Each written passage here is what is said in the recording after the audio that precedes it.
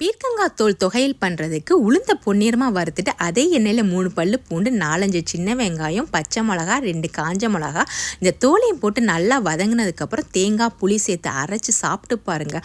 அவ்வளோ டேஸ்ட்டாக தான் இருக்கும்.